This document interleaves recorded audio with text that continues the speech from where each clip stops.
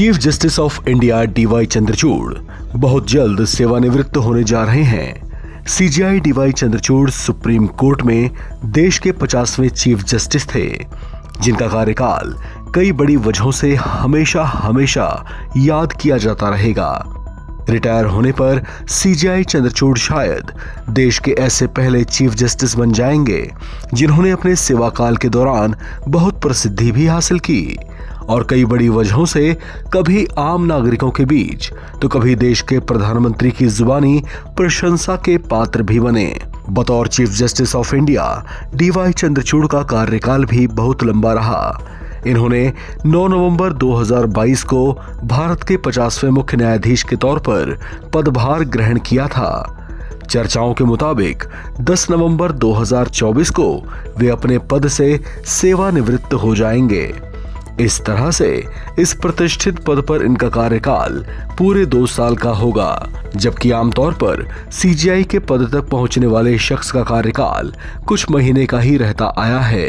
D Y Chandrachud को 13 मई 2016 को सर्वोच्च न्यायालय के न्यायाधीश के तौर पर पदोन्नत किया गया था और सीजेआई यूयू ललित की सेवानिवृत्ति के बाद वे 9 नवंबर 2022 को सुप्रीम कोर्ट के चीफ जस्टिस बनाए गए थे।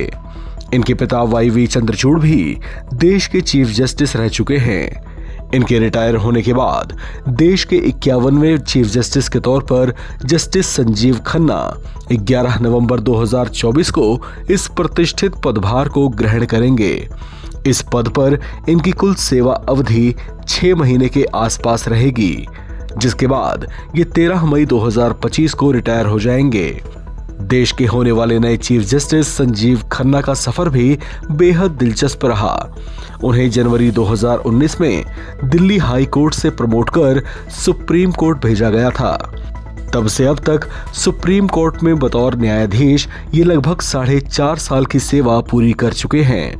ये कुल 358 बेंचों का हिस्सा भी रहे और 90 से ज्यादा फैसले लिख चुके हैं। सुप्रीम कोर्ट में ये वर्तमान में company law, service law, civil law, maritime या समुद्री कानून से जुड़े मामलों, कमर्शियल लॉ के साथ साथ मध्यस्थता समेत कुछ अन्य के लिए रोस्टर में हैं।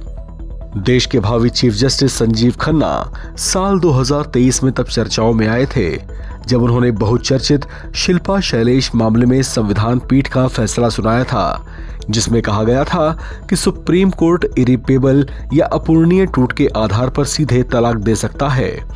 इसके अलावा वे यूओआई वर्सेस यूसीसी के मामले में उस संविधान पीठ का भी हिस्सा थे, जिसने भोपाल गैस त्रासदी पीड़ितों के लिए अतिरिक्त मुआवजे की मांग करने वाले क्यूरेटिव पिटीशन को खारिज कर दिया था।